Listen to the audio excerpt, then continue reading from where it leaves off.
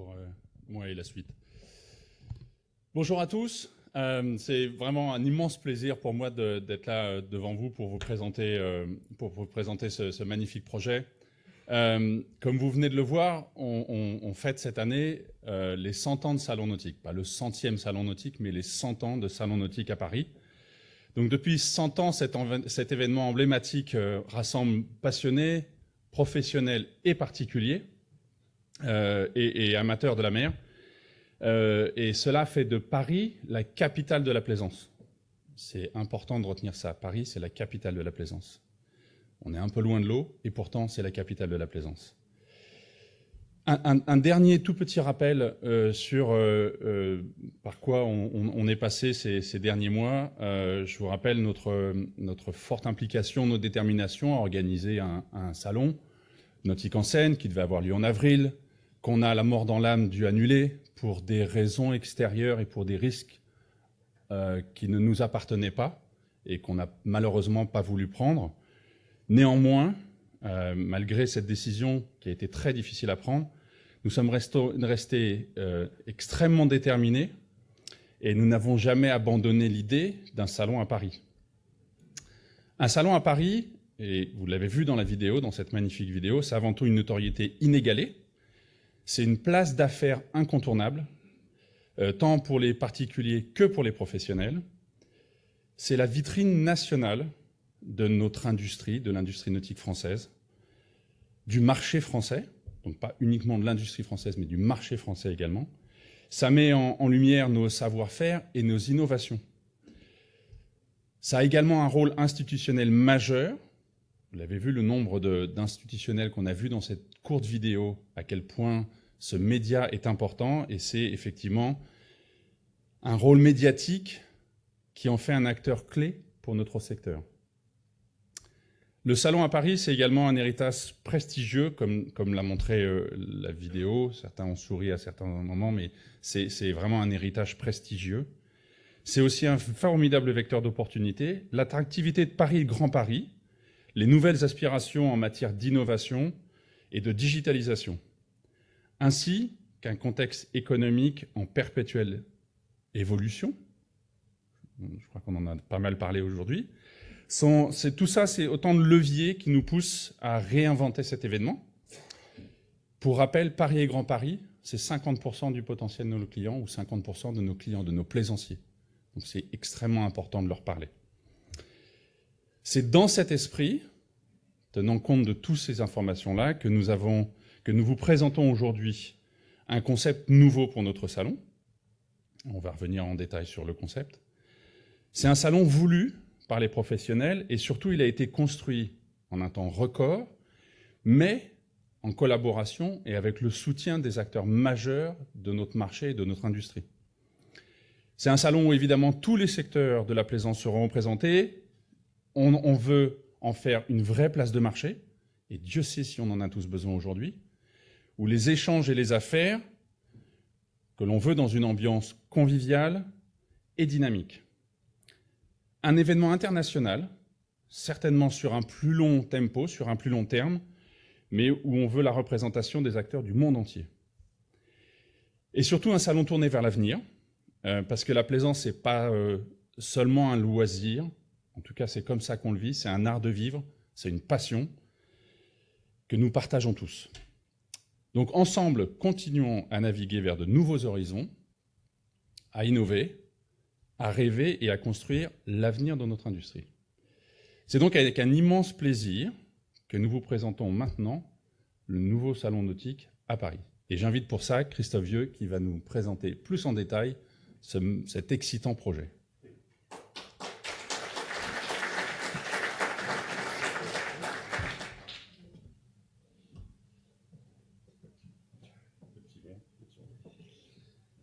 Bonjour à tous.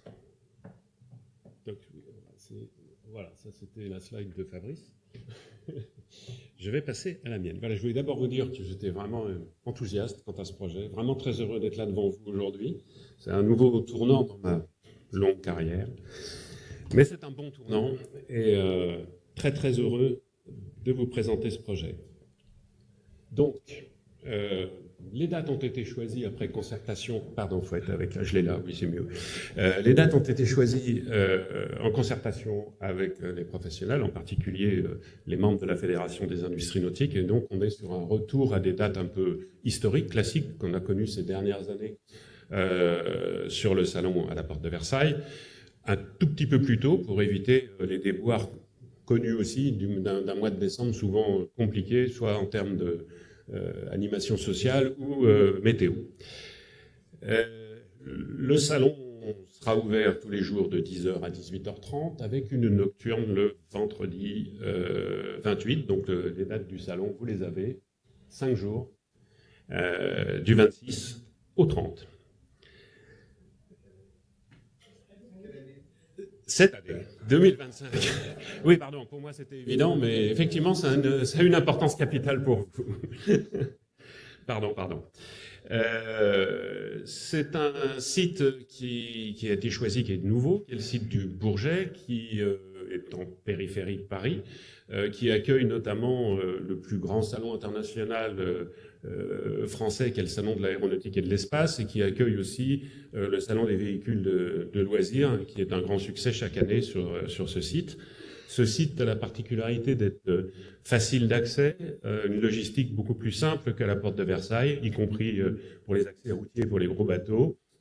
Le site, il y a un environnement très vaste, vous allez le voir sur la petite vidéo tout à l'heure, qui permet d'accéder facilement à un montage et un démontage beaucoup plus facile qu'auparavant, et pas de souci pour les entrées dans Paris, notamment pour les convois exceptionnels. Je sais que c'était particulièrement compliqué. À noter aussi que l'un des grands halls que nous allons utiliser dispose d'une porte extrêmement grande qui permet l'entrée de tout type de navire. Je pense bien sûr à ceux qui ont plusieurs coques. Voilà. Alors, un salon à vivre, c'est effectivement l'objectif. Aujourd'hui, les salons, ces dernières années, ont peut-être semblé un peu statiques pour les visiteurs, un peu toujours les mêmes. Et l'objectif que nous avons cette année, c'est effectivement d'avoir une animation permanente et que le visiteur qui va évidemment parcourir les allées du salon ressorte en disant, voilà, moi j'ai vécu une expérience, je ne suis pas venu pour rien. Je n'aurais pas pu voir ce que j'ai vu, vivre ce que j'ai vécu, si j'étais resté devant Internet sur mon canapé, parce qu'Internet est un petit peu notre concurrent principal aujourd'hui. Donc il faut leur offrir autre chose, c'est notre objectif, avec des thématiques à développer dans différents secteurs, l'innovation, l'éco-responsabilité, le sport, la voile, la course au large, enfin tout ça, ce sont des thématiques qui sont développées et qui seront mises en avant sur ce salon.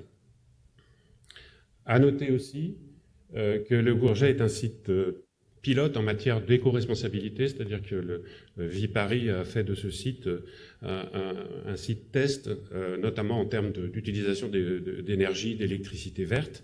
Le tri sélectif est obligatoire et nous, en tant qu'organisateurs aussi, on s'emploiera à faire de gros efforts dans ce domaine, y compris dans l'utilisation de matériaux recyclés, recyclables. On se doit d'être exemplaire en ce domaine actuellement.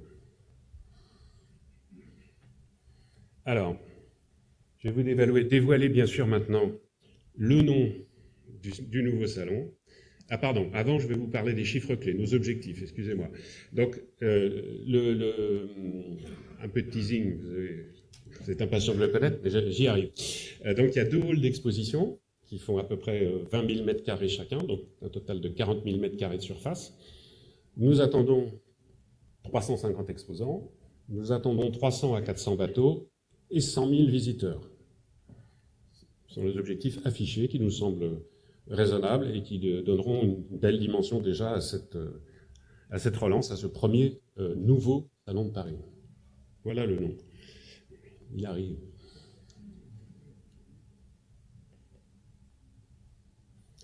Donc, le salon s'appellera Paris Nautique Show.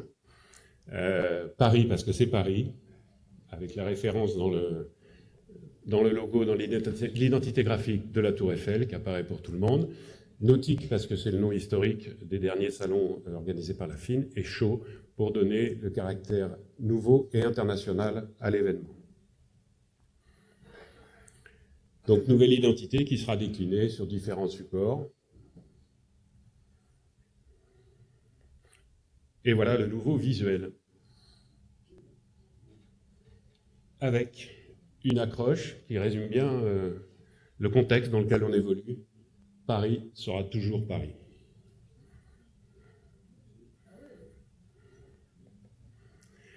Un petit peu de logistique, donc pour ceux qui ne connaissent pas bien, le Bourget, c'est au nord de Paris, c'est à quelques encablures de la Porte de la Chapelle, c'est accessible par autoroute, c'est accessible par des bus, par du RER, et il y a une quantité de places de parking largement suffisante tout autour des bâtiments.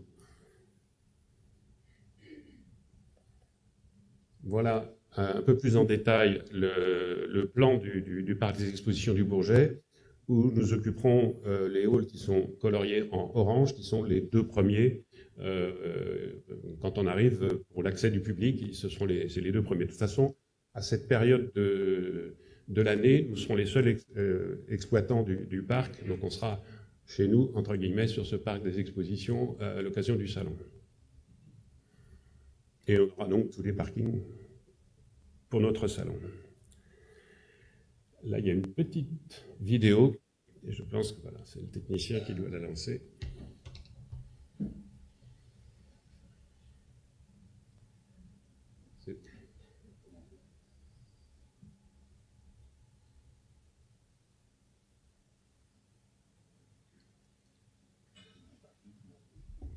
Donc c'est une animation 3D pour vous montrer un peu les espaces qui entourent les parcs. Les visiteurs sont garés au plus près, les exposants aussi bien sûr. Et donc on utilisera les deux halls que vous voyez en façade. C'est aussi l'arrivée des bus et des navettes,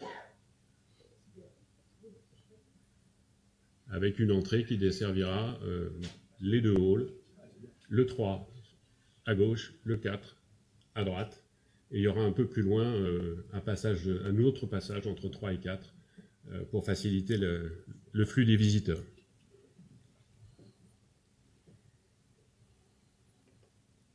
Voilà, maintenant je vais vous présenter l'équipe. J'en profite pour remercier le président Jean-Paul Chapelot de la confiance qui nous a témoigné, qui m'a témoigné en me demandant de venir rejoindre l'équipe de M2O. Et je vais appeler des membres de l'équipe venir me rejoindre. Vous les connaissez certainement. Donc Caroline Popovici, Caroline, et Guillaume Verbrugge, respectivement directrice des opérations et directeur commercial. Je vais vous laisser dire un petit mot. Je crois que vous connaissez beaucoup de monde dans la salle. Bonjour à tous et à toutes. Oula, je suis beaucoup plus petite que ça. Certains d'entre vous me connaissent puisque j'évolue au sein de la Fédération des industries nautiques, ou plutôt de ses filiales depuis 2017, pour la conception, l'organisation de l'ancien salon nautique de Paris, et puis depuis 2024 pour la direction du salon de la Grande Motte. Je suis ravie du grand retour d'un salon à Paris. J'aime à croire que ce sera un succès puisqu'il a lieu dans un lieu qui a abrité de nombreux grands événements internationaux, donc pourquoi pas nous. Voilà. Je cède la parole à Guillaume. Merci Caroline. Bonjour à toutes et à tous. Content de vous retrouver. Parlons de moi, quelques années d'expérience dans le nautisme et puis surtout une trentaine de salons sur Paris et la France en règle générale dans le milieu du nautisme. Donc très content de rejoindre l'équipe de Christophe et de Caroline et des autres. Et puis je vous dis à très bientôt, parce qu'on va se revoir pour parler du salon et à partir de maintenant pour re-signer certaines choses pour le mois de novembre. Merci à toutes et à tous.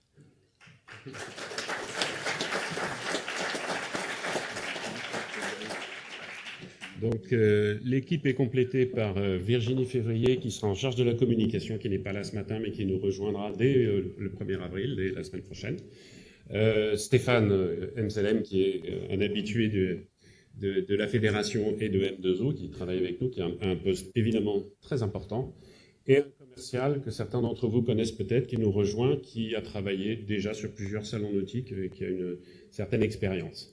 Donc l'équipe est désormais en place, elle est déjà au travail. Et voilà, on y croit beaucoup, on est à votre service. Et ce que je voulais dire, c'est que ce salon est aussi le vôtre et que nous comptons aussi sur vous pour pouvoir être les ambassadeurs de cet événement. Voilà, je vous remercie et je vous donne rendez-vous, bien sûr, au Paris Nautic Show très bientôt. Et j'appelle le président, monsieur Jean-Paul Chapelot, pour dire un mot aussi sur cet événement. Merci à tous. Président. Merci. Avec plaisir.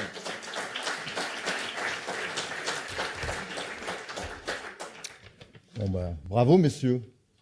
Ça fait quand même très plaisir de voir un projet présenté comme celui-ci, un projet qui a recueilli 100% de l'adhésion du conseil d'administration de la FIN, qui a été monté en 2 mois, donc très rapidement, et on est souvent meilleur quand on va très vite, puisqu'il y avait une conviction complète sur ce projet des équipes.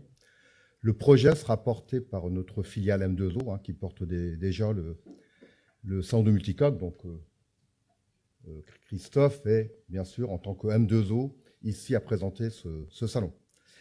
Donc on s'y croit déjà, vous avez vu les visuels, donc on est très, très pressé d'y être. Et je profite qu'on soit en assemblée générale d'inviter à me rejoindre des acteurs importants du nautisme qui nous ont accompagnés pour porter ce projet. Donc j'appelle Bruno Thivoyon, Alexis Fléchier et Loïc Bonnet à me rejoindre. Ce sont des grands acteurs, 4 très belles entreprises de la plaisance, Beneteau, Brunswick, Dream Yacht. Donc je pense qu'ils peuvent vous dire pourquoi on est là aujourd'hui à parler de ce futur salon nautique. Donc j'ai une question à vous poser. Vous répondrez chacun à votre tour. J'ai une seule question, c'est pourquoi et comment vous vous engagez sur ce salon de Paris, le Paris Nautic Show, avec quelles ambitions et qu'est-ce que vous en attendez? Bruno étant le plus près de moi, c'est à toi. Merci Jean-Paul. On t'a vu sur les photos plusieurs fois, depuis 48 à peu près. C'est gentil.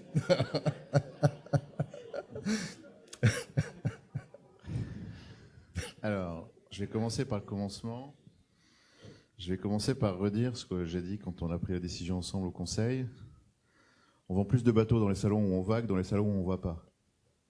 Donc c'est la première raison, quand même, la première motivation. Je commence par la fin, on va y aller. Je vais continuer en disant, ça fait pas très longtemps moi que je suis au Conseil de la FIN, que je suis administrateur de la FIN. Le premier Conseil, on a voté ensemble la dissolution d'une organisation de salon, d'une société d'organisation de salon. Le deuxième, on a voté ensemble le fait qu'on allait raisonnablement pas lancer l'anticocène. Pour plein de raisons, mais rationnellement pas le lancer. Et le troisième conseil, on a voté ensemble le Paris Nautic Show. C'est une bonne année quand même, globalement. On sait faire, on sait animer. Et on s'est dit, effectivement, c'est pas parce qu'on lance pas Nautique en scène qu'on capitule et c'est fini. C'est juste que ça matchait pas. Alors, du coup, pourquoi nous, on voulait y aller? On avait quelque part 3 critères pour dire ça peut marcher. Pas simplement ça peut marcher pour nous, mais ça peut marcher intrinsèquement, durablement. Le premier, c'est que nous, il fallait qu'on puisse présenter toute notre offre. Moteur, voile, avec l'ambition qu'on aura segment par segment, année par année, au cours de ces années, mais qu'on puisse présenter l'ensemble du groupe parce qu'on ne sait pas à l'avance ce qui va donner le salon. Donc on verra à la fin sur quoi on a le plus marché, sur quoi on a le moins marché, mais il faut qu'on puisse présenter l'ensemble. 2, il fallait que ce soit un salon un peu élastique, c'est-à-dire qu'il puisse se développer dans le temps, qu'il ne soit pas quelque part enfermé dès le départ dans un potentiel capé. Là, il y a de quoi faire, je pense. Et 3, il fallait qu'il y ait un rayonnement international. oui pour Paris aux Parisiens, mais Paris aux Parisiens, il n'y a pas de Parisiens à Paris de toute façon. Il n'y a que des gens qui habitent à Paris, dont des internationaux, et il fallait que dans le potentiel de développement, il y ait aussi une clientèle internationale qui vienne. Pas forcément dès le premier coup, progressivement, l'année 2, l'année 3, l'année 4, mais il faut que ce rayonnement international des JO, là, il ait aussi lieu au Salon nautique de Paris. Et donc Bourget, à côté de Roissy, c'est pas mal finalement logistiquement pour un international. Donc ces 3 conditions étant réunies là, ben, on a dit on y va, et on y va avec une configuration qui sera modulable dans le temps. On va dire qu'on va démarrer avec à peu près la même configuration que le dernier Salon nautique de Paris, et on va espérer qu'entre-temps, 3 ans d'attente, ça recrée un peu d'excitation. Voilà. On ne savait pas à ce moment-là que la guerre des tarifs allait vraiment s'accélérer, ou pas s'accélérer d'ailleurs, on n'en sait rien, mais en tout cas provoquer un peu d'incertitude sur notre marché. Donc c'est d'autant plus nécessaire maintenant de parler à nos fonds de commerce historiques et locaux. Voilà. Et puis il y avait une dernière condition, est-ce que celui qui organise, il a vraiment envie qu'on organise? Est-ce que Viparis a vraiment envie d'un salon nautique à Paris? Moi, je ne les ai pas rencontrés, mais les équipes étaient unanimes sur ça pour dire « Ah bon, on est vraiment content que vous veniez nous voir parce qu'on a pris le relais et au moment où vous vous arrêtiez. Donc c'est vraiment merci d'être venu nous voir. » Ça a vraiment compté parce que pourquoi Düsseldorf a marché? Parce que Düsseldorf a envie d'un super salon, la ville. Il y a une super infrastructure pour ça. Et donc Viparis avait envie qu'on vienne. Et donc nous met un peu pas les petits plats dans les grands, mais le sur-mesure qui va bien pour que ça marche. Voilà. Donc tout ça fait qu'on prend le risque. C'est un risque pour la Fédé. Donc j'ai une double casquette, hein, groupe Beneteau et puis administrateur. En tant qu'administrateur, je vois le risque. En tant que groupe Beneteau, je vois et le risque et l'opportunité. Mais c'est les 3 raisons qui ont fait qu'on a dit banco. Et bravo à l'équipe parce que entre on dit non et on baisse pas les bras, il s'est passé un week-end. Et le lundi matin, on était partis tous ensemble à se dire, on est d'accord que c'est novembre 25. Hein. Ça c'est la certitude. La seule question, c'est où, comment, combien, comment ça marche. Et bravo à toute l'équipe d'avoir réussi à tenir ce challenge-là, de présenter la fiche des JO. Merci Bruno, c'est très clair et merci pour apporter ce témoignage au nom du groupe Beneteau et administrateur de la FIL. Alexis. Oui, je ne sais pas si ça marche. Donc. Ouais, ça marche. Ça marche. Ah, il marche, bon. Alexis du groupe Brunswick, nous, on est fait pareil, je vais forcément suivre ce que Bruno disait.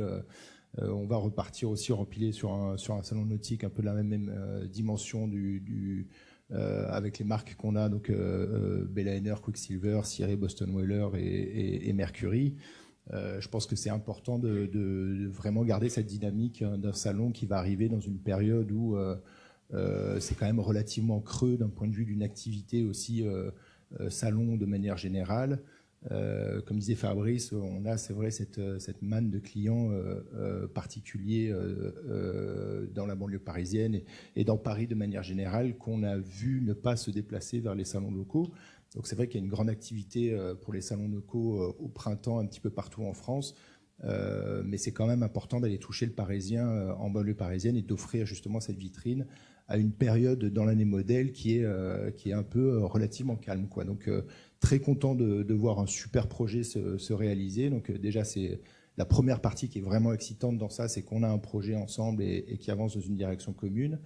Et la deuxième partie, c'est que c'est un salon indoor et il y a vraiment cet effet Paris au mois de décembre, donc retour à une période qui est importante. Alors, c'est vrai que comme on a vu tout à l'heure les chiffres, la partie donc nous qui nous intéresse quand même pas mal plus, c'est la partie bateau moteur 9-10 mètres qui a été quand même affectée. On ne peut pas décemment rester en place sans rien faire, quoi. Il faut se bouger, il faut aller au contact de ce client-là, il faut les faire venir sur les salons, il faut leur montrer notre nouveauté, il faut impérativement cette animation autour du réseau. Alors pas uniquement pour le client en particulier, mais aussi pour nos revendeurs un peu partout en France. On a tendance à voir qu'on a beaucoup aidé les concessionnaires en 2024 à déstocker, mais ils sont encore un petit peu frileux à reprendre des bateaux et à restocker. De manière générale, dans les bonnes années, quand il y a une première vague de retail, une première vague de vente qui se fait au mois de décembre, ce restockage pour la saison, pour le printemps, etc., se passe quand même beaucoup mieux. Donc il nous faut aussi cette vague-là aux alentours du mois de novembre-décembre, qui est unique et qui redonne aussi à la capitale son salon. Donc voilà, full supportif. Merci beaucoup à vous et à tout le monde de l'organisation, et très excité avec le projet à venir. Merci Alexis. Loïc, un autre monde, mais le moment en fait. Un autre monde, je dirais que depuis une trentaine d'années, nautisme rime avec tourisme, et que c'est devenu, on peut dire que c'est un mariage. La location, qu'elle soit sur des embarcations légères à la journée ou sur des bateaux habitables pour une semaine ou plus, est devenue un acteur majeur de l'industrie. Et d'une part, dans la région parisienne, le Grand Paris, ça doit représenter pour les loueurs probablement 60% du marché hexagonal. Donc, et ces gens-là, je sais que post-Covid, il y a eu beaucoup de débats. On a beaucoup dit oui, finalement, les salons à flot, c'est quand même mieux, notamment pour des raisons environnementales. Hein. Transporter des bateaux à Paris, ça peut aussi choquer. Vous connaissez tous ma fibre écologique, mais des gens qui veulent louer un bateau vont pas forcément faire plusieurs centaines de kilomètres ou consacrer un week-end pour aller voir des bateaux, d'autant que le bateau n'est qu'un aspect du voyage. Ils ont besoin d'avoir des informations sur les destinations, sur ce qu'ils vont pouvoir visiter. Le bateau, en fait, est un support. Donc, je me souviens des grandes années du Salon nautique de Paris. Des gens passaient une journée, allaient d'un stand à un autre, ensuite ils allaient voir les régions, les pays, et collectaient leurs informations. Le lendemain, ils revenaient, ils finalisaient une location. Ils ont besoin de voir les loueurs. On est dans un métier d'entreprise petite et moyenne. Donc sur le salon, vous allez rencontrer le patron, vous allez rencontrer le patron de Star Voyage en Martinique, où vous avez l'intention d'aller, et vous allez pouvoir partager, avoir les retours d'expérience avec d'autres clients et, au-delà de rêver, passer à l'acte parce que vous allez être rassuré. Il ne faut pas oublier qu'une partie des gens qui louent, souvent, c'est la première fois. Et au demeurant, un certain nombre d'entre eux sont les futurs primo-accédants. Un jour, ils passent à l'acte, ils achètent un bateau. Bon.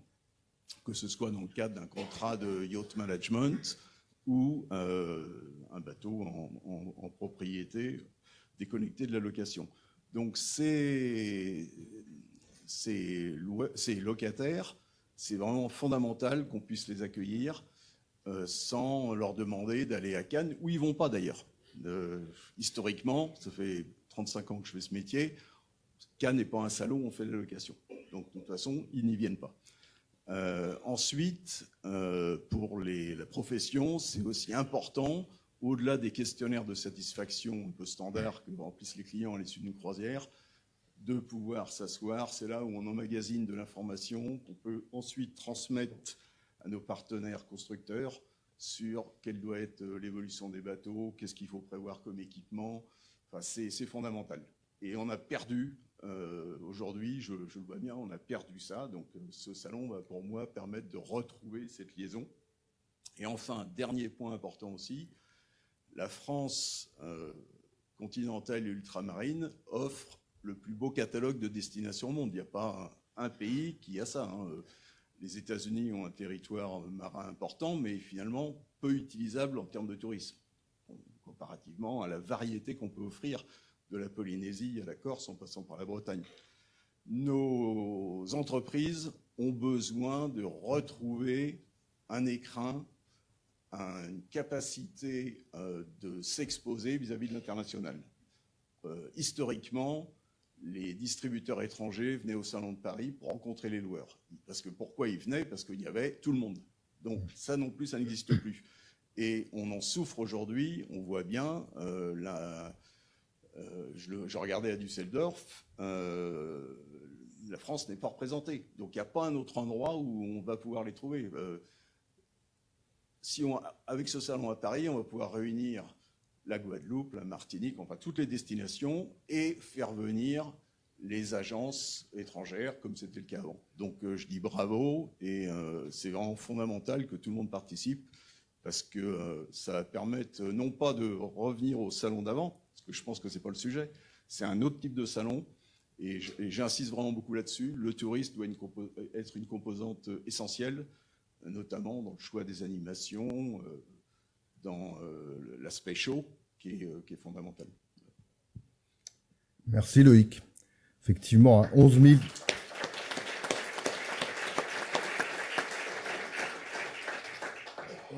km² de côte sur tous les continents.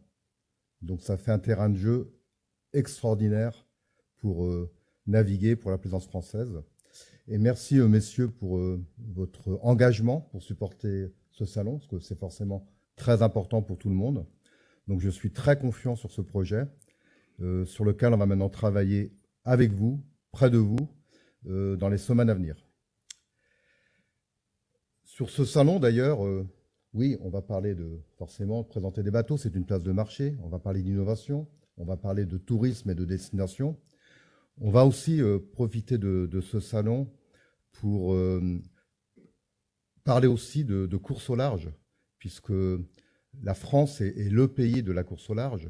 L'événement de l'année était le Vendée Globe. Et donc, on vous propose maintenant une séance sur le Vendée Globe. Et je vais accueillir Capucine Grabi. Comment? Ah, pardon. Merci. Je vais un peu vite, effectivement. Nous avons une partie échange avec vous, maintenant. Je pensais déjà à l'étape suivante, j'en suis désolé. Ouais, voilà. Sébastien est avec un micro. Guillaume aussi. Donc voilà. Nicolas. Donc, Bonjour, j'ai deux petites questions à poser sur le Salon de Paris. La première question, sur le nautique traditionnel, il y avait un problème avec Viparis, parce que les tarifs étaient prohibitifs par rapport aux exposants sur la porte de Versailles. Est-ce que j'ai bien entendu Bruno qui a dit qu'il voulait que ça revienne chez Viparis? C'est sûr que perdre un salon avec 100 000 visiteurs, c'est un problème dans leur business plan.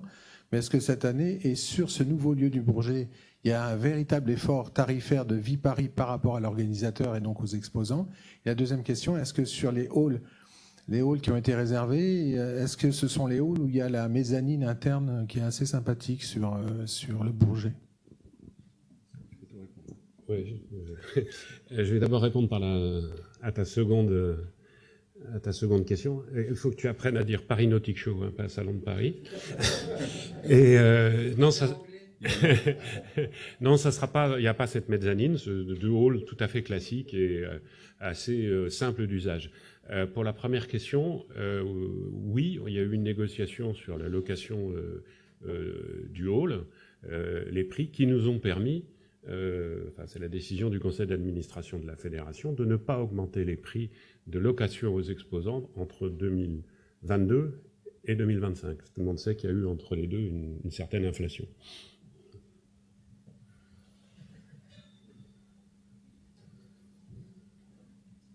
Le tout sur une période plus courte, pas 10 jours de week-end, mais 5. Oui. Et en nombre de nuits d'hôtel et de restaurants associés pour les exposants.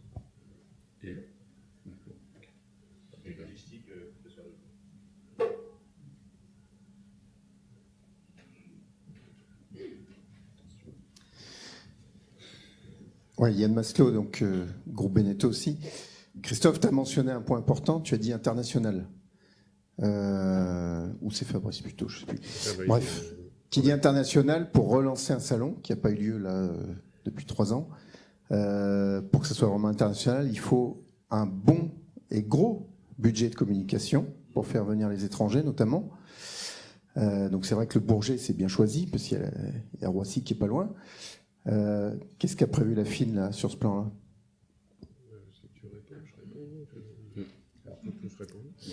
Bruno a répondu en partie à la question effectivement internationale dans le temps, puisqu'on relance le salon cette année, mais avec une vocation qu'on veut internationale dans le temps. Donc la première année, on ne sait pas à quel niveau il y sera.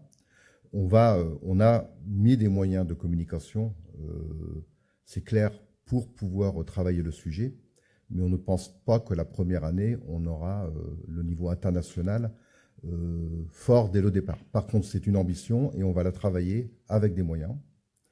Et voilà, je crois qu'il faut toujours du temps pour reconstruire, mais l'objectif est clairement là.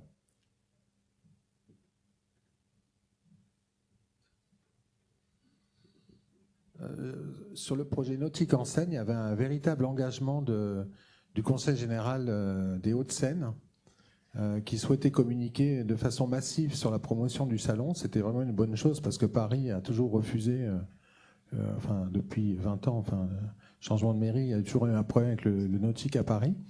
Est-ce qu'il va y avoir aussi un support de la région Île-de-France ou du département 93 pour aider à communiquer, mettre en avant le salon, parce qu'en fait c'est juste à côté d'une autoroute sur laquelle il y a un passage massif et des gigantesques panneaux d'affichage sur cette autoroute, ça permet de toucher des millions de personnes en fait. Hein.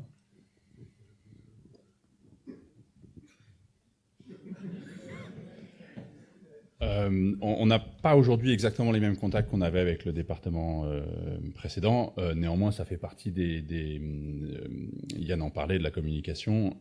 Il parlait d'un bon gros budget. On va plutôt parler d'un bon budget et bien orienté, bien ciblé. Mais effectivement, tu as raison, le média qui est juste à côté, ça doit faire partie de la communication, d'un bon plan de communication.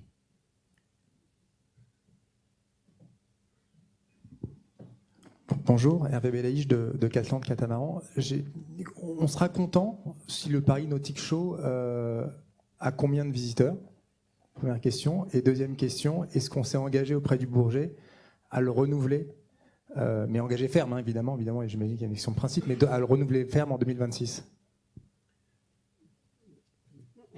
On a indiqué tout à l'heure que l'objectif était fixé à 100 000 visiteurs. Ça nous paraît raisonnable, c'est ni optimiste ni pessimiste.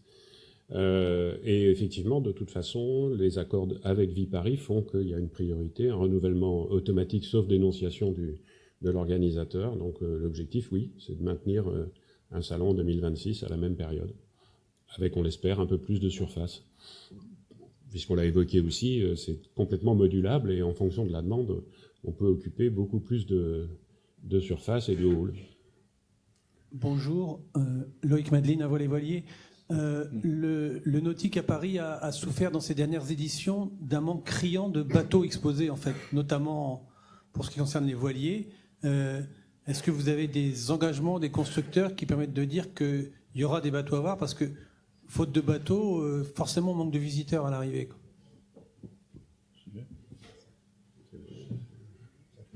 Je peux faire que répéter ce qu'on a dit et puis et m'appuyer sur les témoignages qu'on a eus.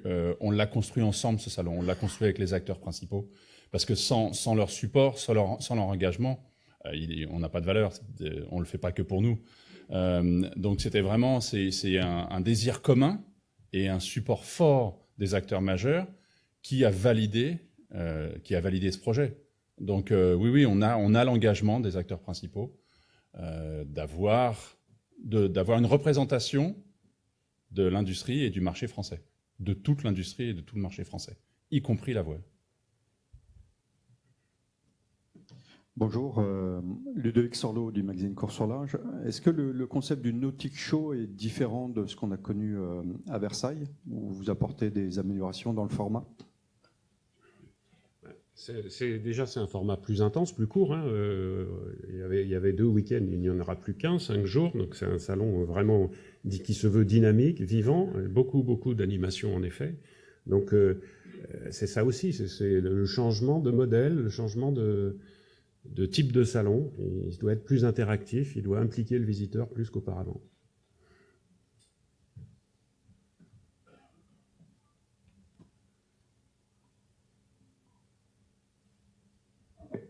Je vais compléter. Raisonnablement, il aurait fallu attendre 1 an et demi pour faire ce salon. Mais je ne sais pas si on pouvait attendre. Donc il y a probablement plein de choses qui seront mieux la deuxième année que la première, et probablement plein de choses qui seront mieux la troisième année que la deuxième.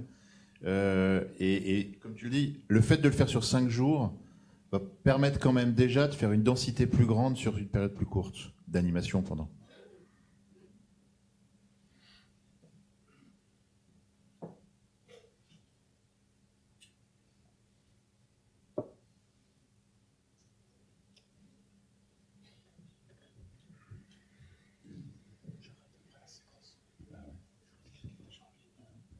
Bonjour, Stéphanie de Loustal, l'édition La Rivière. Au niveau de la taille des bateaux, Nautique enseigne, il y avait une volonté de parler du bateau plutôt petit, entre guillemets, on va dire moins de 9 mètres. Là, j'imagine qu'il y aura cette taille-là, mais il y aura aussi des bateaux plus grands. Jusqu'à quelle taille on peut recevoir des bateaux au Bourget? Il y a pas, enfin, il y a forcément une limite. La porte fait 9 mètres de large, donc ça donne une indication sur la taille d'un éventuel multicoque que nous pourrions accueillir. Et en termes de taille, on a visé jusqu'aux 45 pieds à peu près en exposition.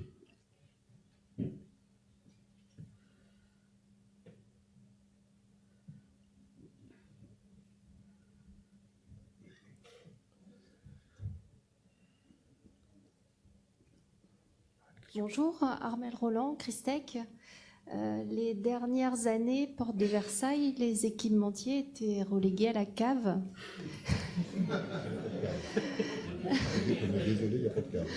Il n'y a pas de cave, vous allez être perdu cette année.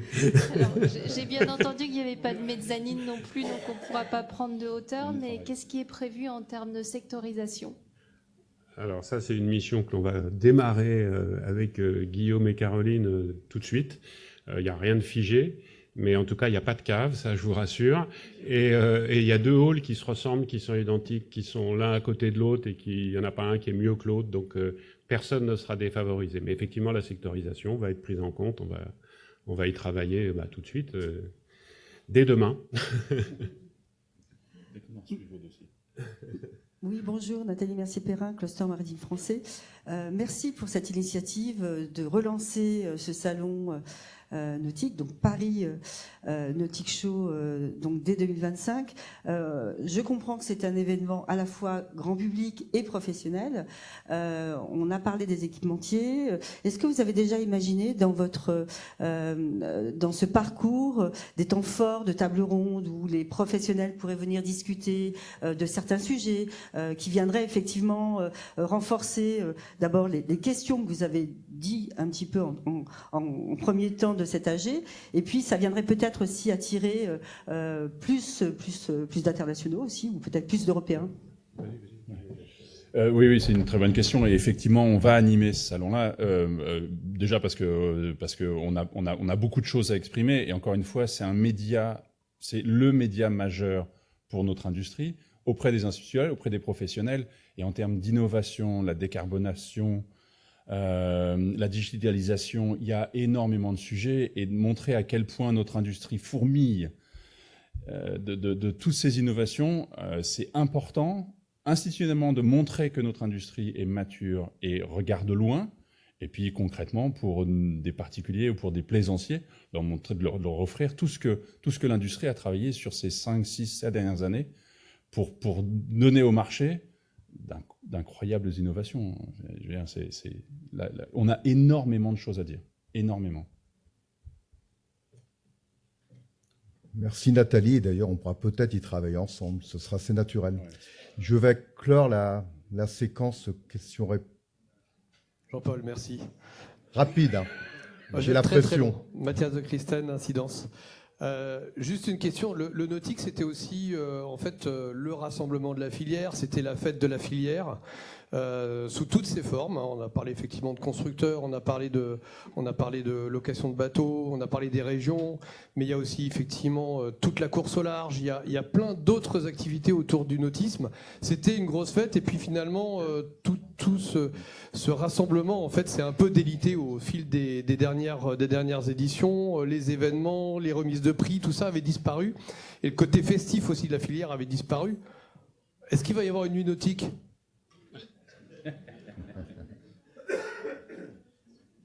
Il y a une nocturne le vendredi soir. Effectivement, et c'est bien que tu abordes entre autres la course au large. Il y a beaucoup de choses à faire ensemble avec nos partenaires. Et tu me permets d'introduire la prochaine séquence parce qu'il y a des personnes qui attendent. Par contre, s'il y a besoin de poser d'autres questions, on pourra reprendre après.